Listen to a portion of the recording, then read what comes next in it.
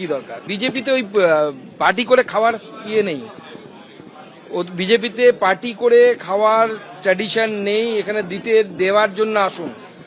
যদি তোলাবাজি করে খেতে হয় তো তৃণমূল কংগ্রেস করুন না, সেই তৃণমূল হোক ওই তৃণমূল হোক, কোনো একটা তৃণমূল কংগ্রেস করুন। বিজেপিতে থাকার কি দরকার? বিজেপিতে ওই পার্টি করে খাওয়ার ইয়ে নেই।